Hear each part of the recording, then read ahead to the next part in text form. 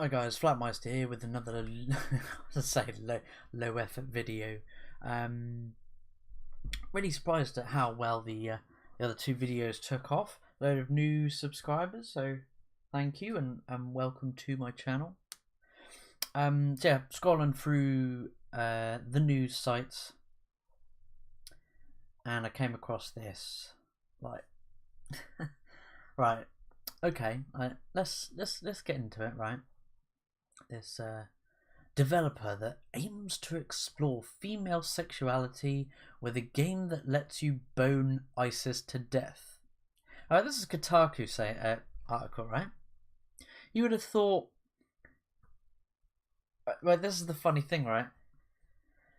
If this was made by a white person, especially a white man, Kotaku would be trying to get Steam to ban this. Or they would go, "Oh, Steam, doesn't this come under your new rules and regulations? No trolling games."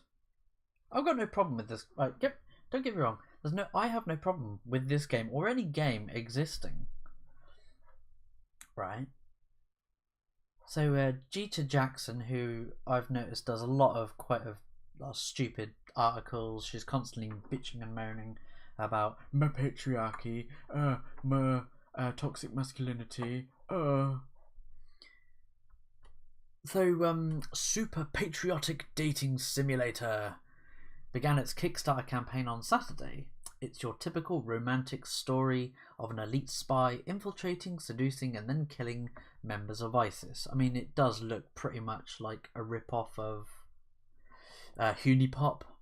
Even the art style looks like... I mean, even like Khalif. "I'm just worried you might be using me. I'm tired of casual sex and beheadings. I want something that's meaningful, something that will last. Only then will I give you my gift." Allahu Akbar! Open up a bomb vest. Oh, flagged. So, Carly Esmaili, sorry if I butchered your name there, who wrote and is developing the game, is a first-generation Iranian American who works at Cards Against Humanity and is involved with the Chicago area comedy scene. Probably might be one of the reasons why Cards Against Humanity is like the quality has dipped very much. She sees Super Patriotic Dating Simulator as a game that coalesces her heritage, her politics, and her background in comedy. Okay, that's no problem with me. The idea for this game came out of Esmaili's reaction to Trump's travel ban in February, which was a continuation of Obama's travel ban legislation that he laid out. Trump literally is just carrying on over the travel ban, obviously, like adding a few more countries in which the US intelligence agencies have tracked and are following where certain terror groups are going, where they are, and it apparently impacted her family in Iran. That really brought a lot of anger out of me as a writer, Esmaili said over the phone. "Like I mentioned, I have a background in comedy, and when I feel that kind of anger, what makes me want to do is satirize it, make fun of it, to find the humor in the ridiculousness of the situation." I can agree with that as being like a creator, like creating something out of that. "I don't think I'm the most well-versed person to quote statistics." Well, don't then, if you're not. "But it's just a matter of public record that the countries that were listed in the travel ban are not countries that are historically associated with terrorist attack on American soil." Well, not necessarily. She's like referencing past. I'm like, well, what about present? That's what I said. That in central intelligence agencies that are following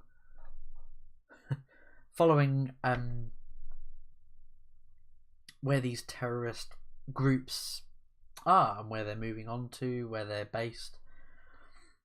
She went on that it is a ban that reflects so much of the prejudice of a lot of Americans' attitudes towards Middle Eastern people.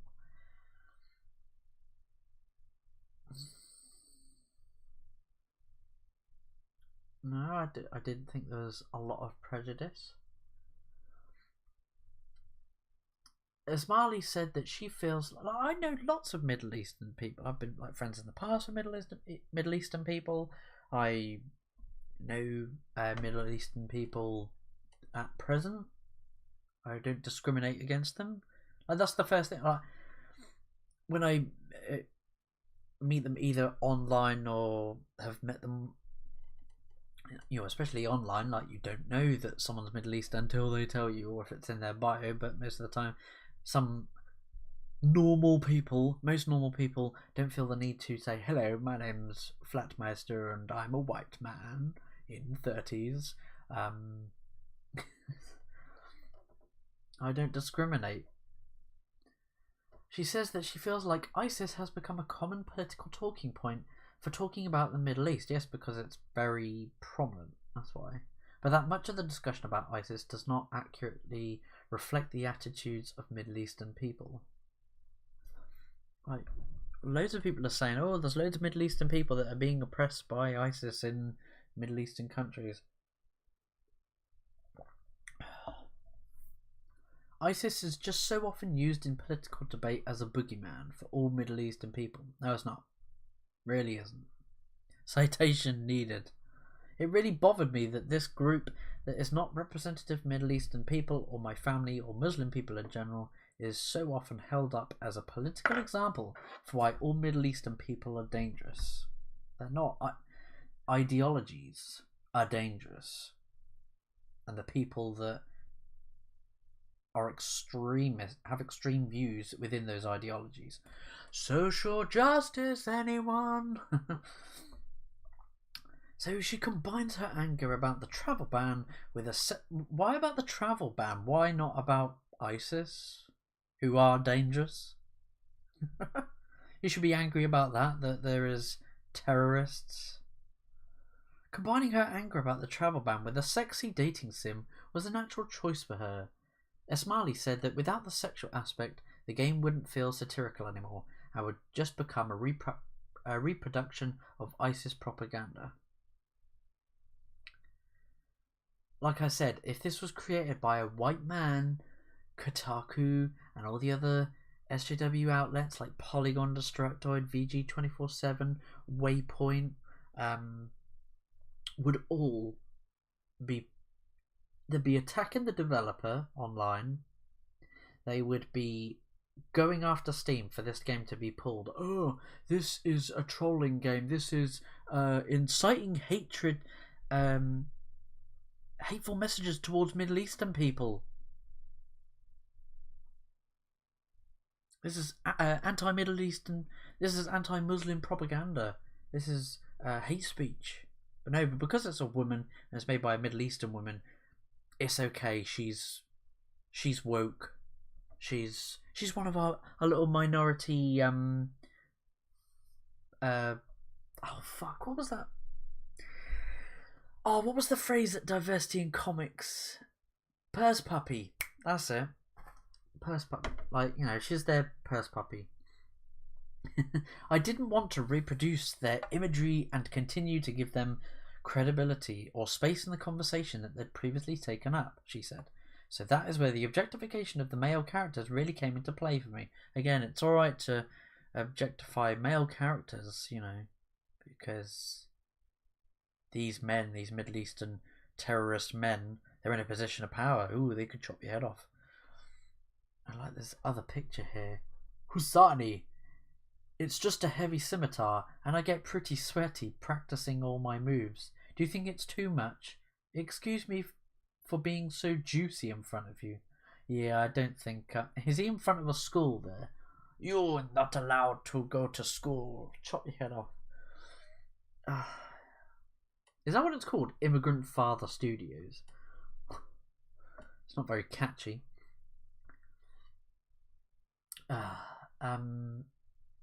The game includes 7 love interests, several of whom are shirtless men. Again, like I said, apparently it's a rule for thee, not for a rule for me, not for thee is the phrasing for social, SJWs. shirtless men with glistening washboard abs. My intention as an artist is these guys are so sexy that you know this is a joke. Well, yeah, that I can see that. Yeah, it is ridiculous. Like, oh hey, my name is Ahmed and I've got a dad bod. I don't know.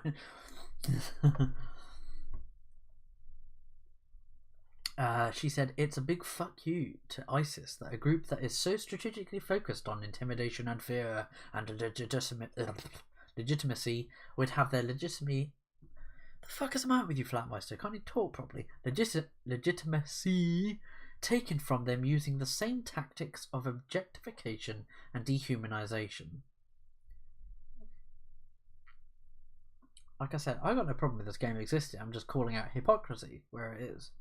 That objectification also gave Asmali a chance to write sex scenes that centre women and women's experiences during sex, which she said she finds lacking in other dating sims.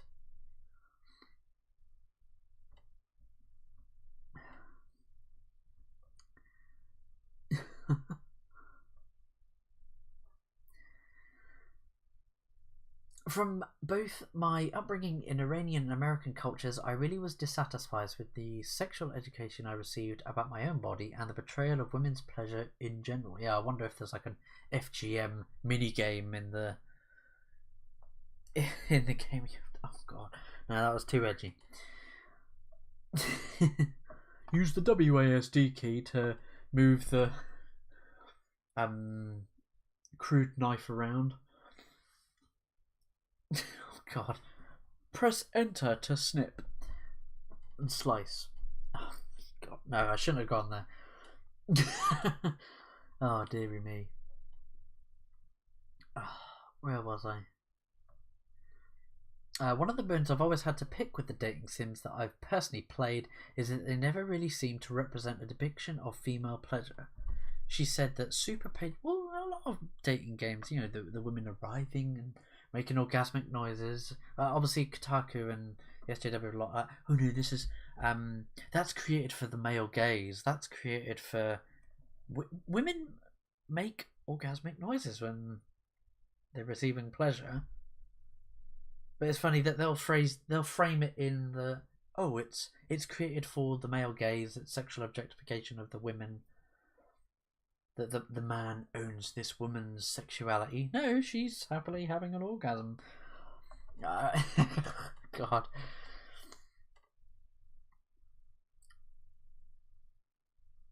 Oh fudge, where was I? Depiction of female pleasure. Said that super patriotic dating sim, which will show nudity and does get explicit, strives to show the experiences of having sex from a female perspective, while getting fucked by an ISIS. SPD, that's what I'm going to call it, SPDS, is spinning a lot of plates. It's a satire of ISIS, a parody of dating sim tropes, and also a game that copies Hunipop and its artistic style. And also a game that aims to open people's eyes about the Middle East and be a genuine exploration of women's sexuality. Esmali theorizes that she'll be able to get players to engage with the deeper themes after first luring them in with fluff. When asked what her favourite love interest was, in the game, she had an answer ready. Of course she did, because Kotaku probably emailed her ahead of time. So unlike most dating sims, you just can't really just commit to one character. You have to make enough dents in this organization that they eventually collapse. The kingpin is the caliph himself. Oh, I've got the hiccups.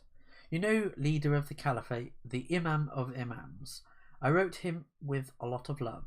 I tried to make him as good in bed as possible and horrible in every other way that he could possibly be. Because you've got to remember, you play as an undercover agent trying to bring down this ISIS organization.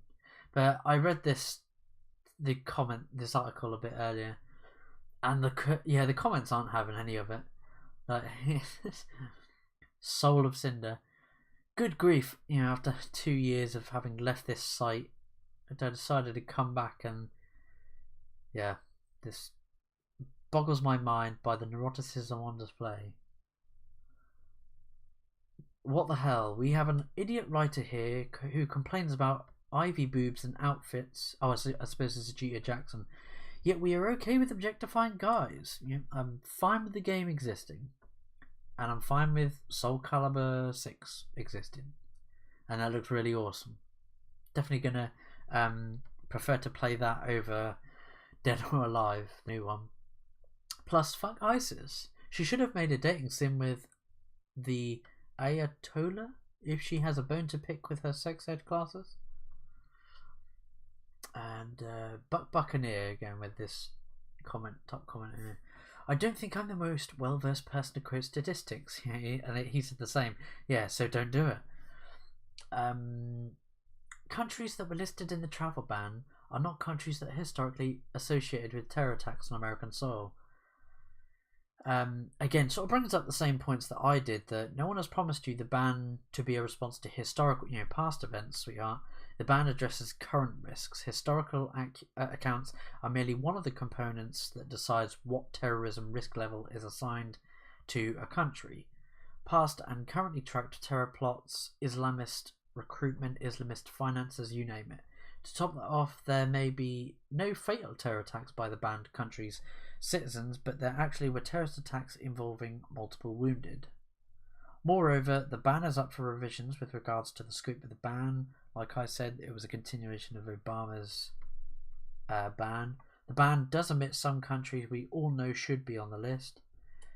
And also, we all know all of those countries omitted are Muslim countries, and that's not Trump's fault. As for the game in the article, what the actual hell? I would have thought there'd be more comments on that, but oh dear. But yeah, that's funny. Like Kotaku, you're hypocritical as hell, man. Yeah, I want to hear what you guys have to say about this. This game. What was it called again? What was it called? I can't remember the name of the bloody game. Super Patriotic Dating Simulator. Will you donate to its Kickstarter? Do you agree with me that if this was made by a white person, that Kotaku would be writing articles trying to get Steam to pull the game for being trollish and trying to... What the hell's going on with my hair, man? Oh my god. Yeah, do you think they would say... Put them on like that? Yeah, the hair doesn't look as shit now. Yeah, do you reckon Kotaku would have gone after Steam and said to them, "Oh, what about your rules of trolling games? But does this come under trolling?" Personally, I think Kotaku would. They would. But yeah, I'd like to hear what you think of this game, this creator Carly Ismaili, and her using her anger towards the Trump administration and the dating bans, the travel bans. Oh god. The travel bans against these, and turning that into creating something. Tell me what you think. I'd like to hear what you think. Don't forget to share, like, subscribe, the bell notification, do all that stuff that YouTube makes you jump through all these hoops to make sure that you actually get notified that I've uploaded a video, and help other people to see my videos as well. I've been doing YouTube for about a year now, and going on strong. So like I said, I'll catch you in the next video. See, I've been Flatmeister. See you later.